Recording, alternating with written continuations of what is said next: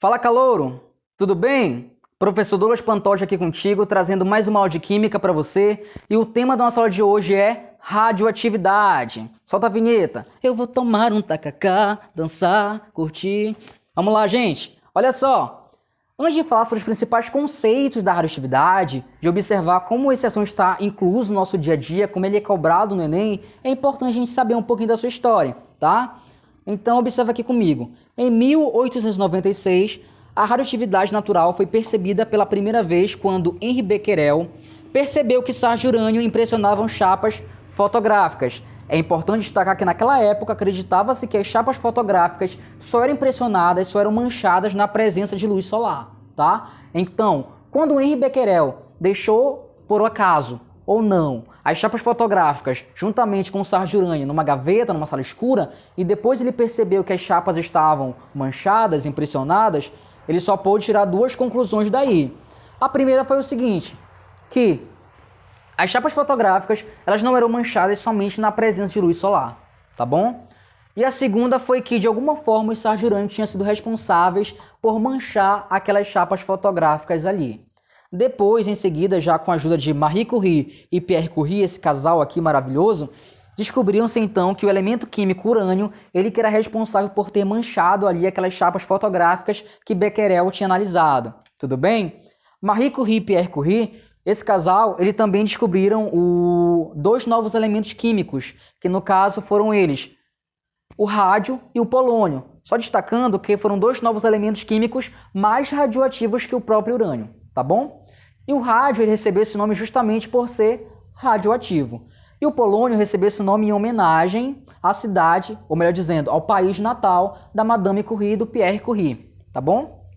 É importante destacar também que a Marie, ela foi a primeira mulher a ganhar um prêmio Nobel, ela foi a única mulher a ganhar 2 vezes o prêmio Nobel, só para vocês verem o quanto que ela era fantástica, tá? Mas afinal, o que é radioatividade? Olha só como é simples o conceito. É a capacidade que um átomo possui de emitir partículas e ondas eletromagnéticas do seu núcleo instável para que o mesmo possa se estabilizar. Complicado? Não, não. Olha só como é simples. Imagina só que existem átomos com um núcleo muito estável. Geralmente são aqueles núcleos que possuem massa muito grande, átomos com uma massa muito grande, tá? Então eles vão procurar se estabilizar de alguma forma. De que forma vai ser essa? Emitindo partículas do seu núcleo, tá? Emitindo partículas do seu núcleo ou então radiação eletromagnética. Para quê? Para se estabilizar. Simples assim. Então, o elemento que é considerado radioativo é aquele elemento que tem um núcleo instável e que emite partículas para que o mesmo possa se estabilizar. Beleza? Então, não vai pensando que é só tu, ou só eu, ou a gente que é jovem aqui que está buscando estabilidade emocional, não, tá? Os átomos que possuem núcleos instáveis vão procurar se estabilizar também. Beleza? Bom, outro conceito aqui que é importante a gente observar também é o seguinte. A emissão de partículas faz com que o átomo radioativo se transforme em um átomo de elemento químico diferente. Como assim? Muito simples também. Concorda comigo que o número atômico é a identidade do elemento químico? Cada elemento químico, cada átomo de elemento químico, ele possui um número atômico específico, um número atômico próprio, né? Então, se ele muda o número atômico, ele muda o elemento, ele muda o átomo do elemento, certo? Isso acontece quando o átomo ele vai buscar se estabilizar, quando esse núcleo vai se estabilizar, ele acaba emitindo algumas partículas, ele vai acabar trocando o seu número atômico. Isso vai fazer com que ele mude a identidade do seu átomo, vai se tornar um novo átomo. Tudo bem? A gente vai observar isso com mais calma mais para frente, tá? Agora vamos conhecer um pouquinho dessas emissões radioativas aqui. Já que eu falei para ti que os átomos que possuem núcleos instáveis vão emitir radiações e partículas, vamos conhecer um pouquinho delas. A primeira é o seguinte, é a partícula alfa. Ela possui massa 4 e carga mais 2. Olha só como é a sua representação. É importante a gente saber a representação das partículas, tudo bem? Vai ser muito importante depois. A representação é o seguinte, lá em cima vai ter o 4, tá? Que é a sua massa, e embaixo vai ter o mais 2, que é a sua carga, beleza? A partícula beta é o seguinte, vai possuir massa 0 e carga menos 1. Olha a representação aí, partícula beta, em cima 0, que é a sua massa, e embaixo menos 1, que é a sua carga, beleza? A radiação gama, os raios gama, eles não são partículas, tá, gente? Tá? Eles são radiação mesmo. Radiação eletromagnética. Não vão possuir carga e nem massa. Por isso que é uma radiação eletromagnética, tá? Olha só a sua representação aí. 0 e 0. Não tem não tem carga e nem tem massa. Beleza? Vamos observar aqui o seu poder de penetração de cada uma dessas radiações aí.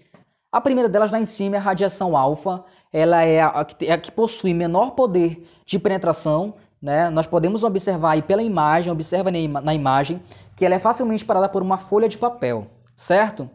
Embaixo eu tenho a radiação beta, ou partícula beta. Ela já é um pouquinho mais penetrante, ela já consegue atravessar aí a folha de papel, mas ela é parada por uma placa metálica, beleza? Observou na imagem aí? Observa também que a radiação gama, por sua vez, é a que possui maior poder de penetração. Ela já passa tranquilamente uma folha de papel, uma placa metálica, ela só é parada por uma parede de concreto, tá? Então observa também na imagem que conforme vai diminuindo aí o comprimento de onda, maior é o seu poder de penetração. Beleza? Fazendo uma comparação com o corpo humano, poderíamos afirmar que a radiação alfa, ela poderia ser parada pela nossa pele, tá? Enquanto que a radiação beta, ela poderia chegar aos nossos músculos. E por outro lado, a radiação gama, ela poderia atravessar o nosso corpo, tá? Então, se ela vai passar pelos nossos órgãos, ela poderia causar malefícios à nossa saúde. Seria muito prejudicial, tá bom? Bom, já conhecemos as partículas e a radiação, as principais, né, que são emitidas pelo núcleo instável. Agora a gente vai chegar aqui na primeira lei da radioatividade, ou lei de Soddy. E é muito simples. Olha só o que a lei fala pra gente. Fala o seguinte: quando o núcleo emite uma partícula alfa, o seu número atômico diminui de 2 unidades e seu número de massa diminui de 4 unidades, tá? Olha só como é simples.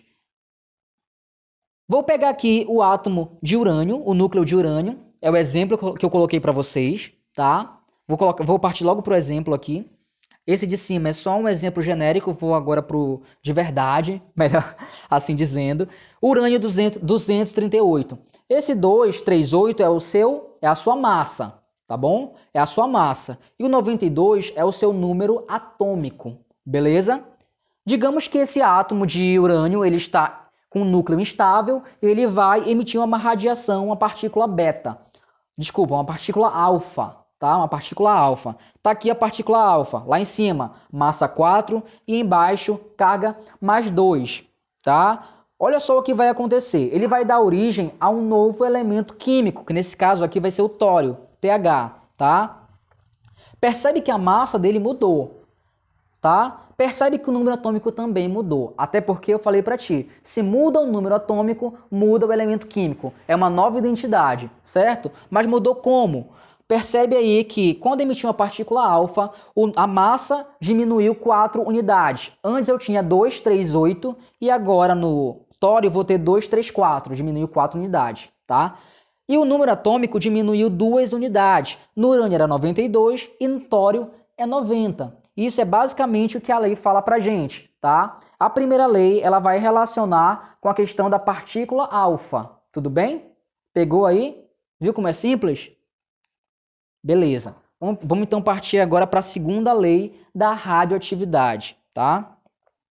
Bom, a segunda lei, ela já vai fazer relação com a partícula beta. A primeira é com a partícula alfa, agora aqui na segunda lei é com a partícula beta. Olha o exemplo aí, como é simples. Eu tenho aqui o tório, com a massa 234 e o número atômico 90, tá? Ele possui aí um átomo, um núcleo, melhor dizendo, um núcleo instável, então ele vai emitir uma partícula beta.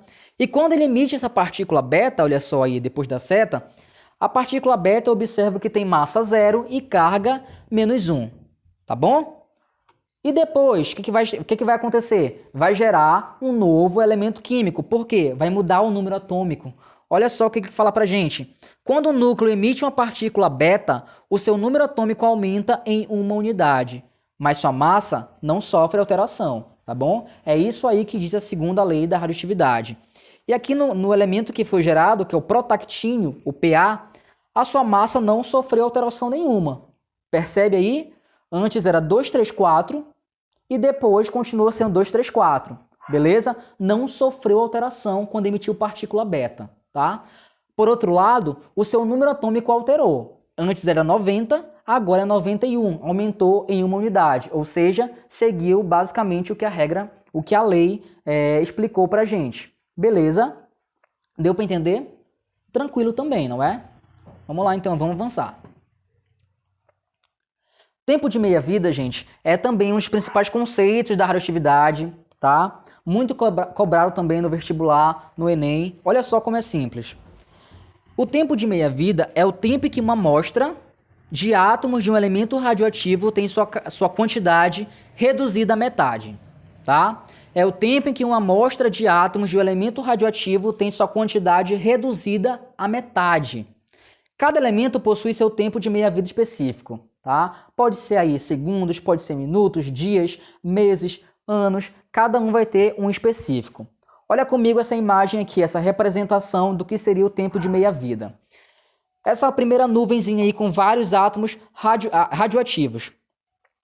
Nesse momento, todos os átomos aí são radioativos, certo? Aí tem a seta que vai indicar que passou-se um tempo de meia-vida, esse 1P significa um tempo de meia-vida, tá?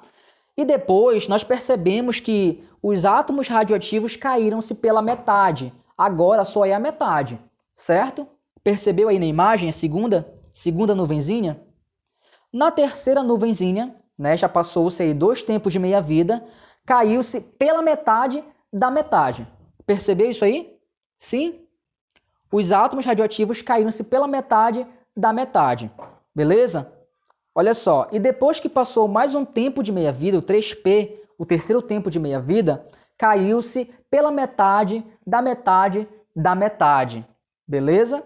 Olha só, e esse P aí, esse tempo de meia-vida, ele é constante, tá bom, gente? Ele vai ser aí constante. Se eu falasse para você, o tempo de meia-vida é de 2 horas, então, a cada 2 horas, a quantidade de átomos radioativos cai pela metade, tá? Beleza? Deu para entender? A gente vai entender agora com mais calma, um pouquinho melhor até, nesse exemplo que eu trouxe para você aqui, nesse gráfico. Olha só.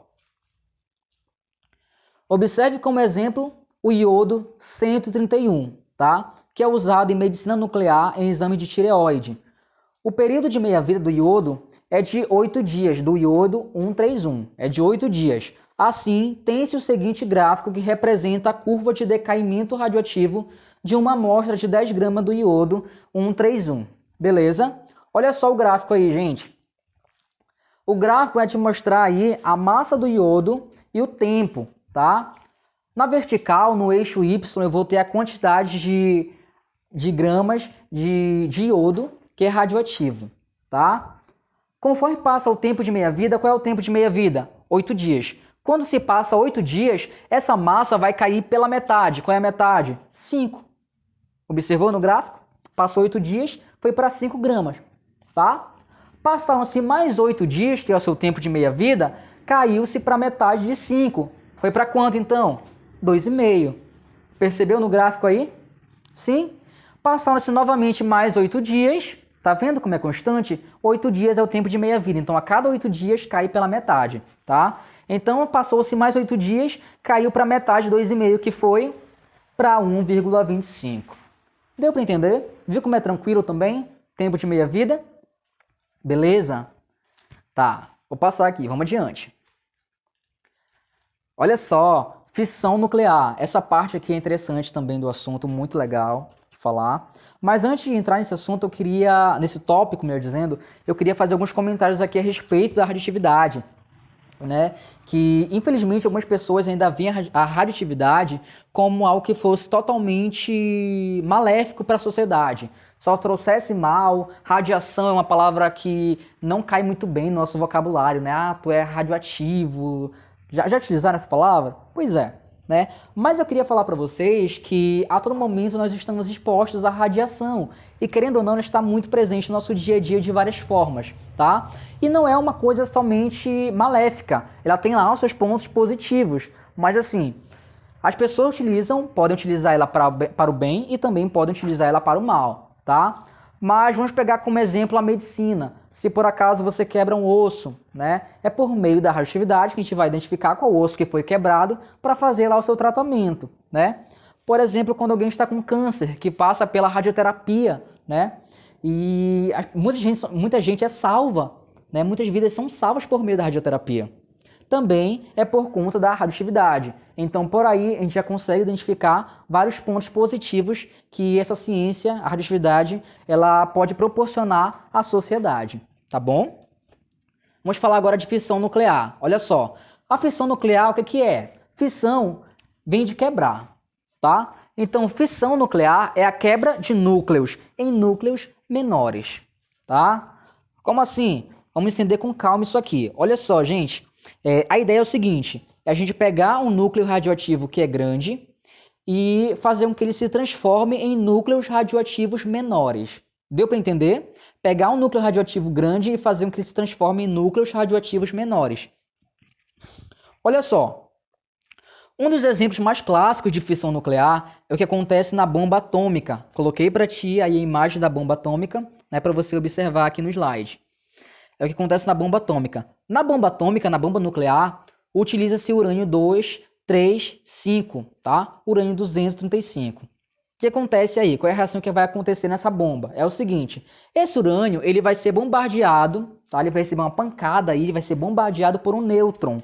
E quando isso acontece, ele vai acabar gerando aí dois núcleos radioativos menores, que vai ser do criptônio e do bário. E além desses dois núcleos menores, vai ser também gerados mais 3 nêutrons. Claro, além disso aí, também vai haver a liberação de muita energia, tá? Em forma de calor. Só que é o seguinte, a reação não acaba aí não, tá? Esses 3 núcleos que foram liberados, eles vão encontrar mais 3 átomos de urânio, tá? Vão bombardear esses outros 3 átomos de urânio e vai ser gerado também mais 3 núcleos de criptônio, mais 3 núcleos de bário e mais 9 de nêutrons. E esses 9 de nêutrons vão procurar mais 9 de urânios, que vão gerar mais 9 de criptônios, mais 9 de bários e mais 27 de nêutrons, e assim por diante. Então observa aí que vai ser uma reação em cadeia, tá? E todas essas reações liberando aí muita energia, tá? É isso aí que torna perigosa a bomba atômica, porque é um processo que não é controlado. A partir do momento que acontece, ela só vai parar quando a destruição estiver ali feita, né? Quando a mortandade estiver assolado ali, onde tiver, sei lá, jogado uma bomba atômica. Aí eu trouxe exemplo de Hiroshima e Nagasaki. Foram 2 cidades japonesas que foram atacadas, né? Com a utilização de bombas atômicas por fissão nuclear. Então eu tenho aí as imagens, e a gente já consegue observar só pela essa imagem aí, preto e branco, um pouco da dimensão do estrago, né? Do estrago que foi feito lá no Japão. Tudo bem? Então, fissão nuclear é basicamente isso. É a quebra de um núcleo radioativo grande em núcleos radioativos menores, tá bom? Lembrando que na bomba nuclear esse processo não é controlado. Da feita que começa para parar só depois de muita destruição, tá? Falei de fissão nuclear e agora eu vou falar de fusão nuclear. Bom, se a fissão era quebra, né? Aqui na fusão, como o nome já é bem sugestivo, eu vou ter o que eu chamo de união. Na fusão nuclear, eu vou ter a união de núcleos pequenos gerando núcleos maiores, tá? Olha só, e esse processo aqui libera muito mais energia que a fissão nuclear. Eu falei para ti que na fissão liberava muita energia, não falei? E aqui na fusão libera muito mais energia que lá na fissão nuclear. Tudo bem? Para você ter uma ideia, esse processo aqui de fusão nuclear é o mesmo que acontece lá no interior do Sol, nas estrelas, né? No caso, o que fica mais próximo da gente é o Sol. E toda essa radiação, todo esse calor é gerado, né? Chega até a gente, é gerado por meio de uma fusão nuclear, tá? Então, para você ver aí o tamanho, a nível de comparação, né? Se a gente fosse fazer, por exemplo, uma bomba de fusão nuclear, aquelas chamadas bombas de hidrogênio, né? Que nunca foram utilizadas, graças a Deus, mas alguns países falam que tem, né? Ela teria um poder de destruição muito maior do que uma bomba de fissão nuclear, do que uma bomba atômica de fissão nuclear. Tudo bem? Bom, eu trouxe aqui algumas curiosidades para a gente observar, algumas curiosidades bem interessantes. Olha só, a primeira delas é a respeito de Vladimir Pravik, né? Ele era bombeiro e trabalhou no desastre de Chernobyl. Para quem não conhece, para quem nunca ouviu falar de Chernobyl, eu aconselho, assim que terminar esse vídeo, que você dê uma pesquisada, porque vale a pena. O Chernobyl era uma usina nuclear, foi o maior desastre nuclear que existiu, tá? Até hoje já se passaram mais de 30 anos e a radiação na área ali onde ficava a usina, os reatores nucleares, a radiação está presente e ainda pode fazer muito mal, tá? Foi um desastre que atingiu ali o continente inteiro e gerações que vieram depois, os filhos das pessoas que estavam próximas ali, ainda continuaram depois nascendo muitos com câncer e, enfim, né? Ainda nasceram com alguns problemas genéticos, inclusive os animais daquela região sofreram mutações genéticas por conta da radiação. E olha só, aqui fala que antes de morrer, os olhos castanhos dele, do Vladimir, mudaram para a cor azul. Olha só para você observar aqui o tamanho do poder da radiação, certo? Conta a história que esse Vladimir foi um dos primeiros bombeiros a chegar ao lugar do incêndio, logo quando explodiu, então ele teve contato com muita radiação, ele e seus companheiros. E conta a história, né, que a cor do olho dele mudou de castanho para azul. Só para você ter uma ideia do poder da destruição da radiação ali, tá? Outra curiosidade bem interessante é o seguinte: a maior carga de radiação que a Terra já recebeu, olha só, foi em 2004, quando uma estrela de nêutrons esteve a 50 mil anos-luz do nosso planeta. Vale ressaltar que um ano-luz equivale a cerca de 3 trilhões de quilômetros, tá? Então, para você ver, 50 mil anos-luz são muitos quilômetros longe da Terra, mas já foi o suficiente para que a Terra estivesse exposta a uma grande quantidade de radiação, tá? Por conta aí dessa estrela de nêutrons. Uma outra curiosidade é a seguinte: as radiações provocam fluorescência em certas substâncias, como o sulfeto de zinco, e essa propriedade é utilizada na fabricação de ponteiros luminosos de relógios e objetos de decoração. Olha só que interessante, então aqueles ponteiros de relógio que ficam brilhando no escuro, né, é por conta da radioatividade também, tá? Algumas aplicações da radioatividade. Eu coloquei aqui para vocês algumas. A primeira delas é bem conhecida, né? Quando a gente pensa em radioatividade, medicina, vem logo à nossa cabeça radioterapia. E não a gente tem que destacar mesmo, né? Olha só, o tratamento do câncer por radioterapia, utilizando radioisótopo cobalto 60. O que é um radioisótopo? Nós sabemos que isótopos são aqueles átomos que possuem o mesmo número de prótons, né? E um desses isótopos, ele é radioativo. Então, eu chamo ele de radioisótopo, tá bom? Ou isótopo radioativo, seria a mesma coisa. Uma outra aplicação é o diagnóstico de doenças como a tireoide, utilizando o radioisótopo iodo 131. Foi o que nós comentamos anteriormente na questão do tempo de meia-vida. Naquele gráfico ele falava exatamente disso aqui. Uma outra aplicação é a respeito da esterilização de alimentos e utensílios médicos por radiação. Sim, existem radioisótopos responsáveis pela esterilização de alimentos. Inclusive aqui no Brasil, quando os grãos são exportados para a Ásia, para a Europa, quando chegam nesses países, eles passam por uma esterilização por radiação, tá? Teve questão do Enem em 2012 a respeito disso aqui, de utensílios médicos serem esterilizados por radiação. A questão falava basicamente que um médico ele ia embarcar numa viagem de avião e acabou que a companhia não deixou ele viajar porque ele carregava um certificado falando que os seus equipamentos tinham sido esterilizados por radiação, né? Então acreditava-se que os equipamentos dele poderiam fazer algum mal para os demais passageiros, poderia contaminar, poderia causar algum mal ali, mas não tinha nada a ver, tá? A questão é justamente essa, que não ia causar mal algum, porque não quer dizer que eles foram esterilizados por radiação, que eles vão se tornar radioativos, tá bom? Então era essa a alternativa. Outra aplicação é sobre a verificação de rachaduras em superfícies metálicas, principalmente em pontes, tá?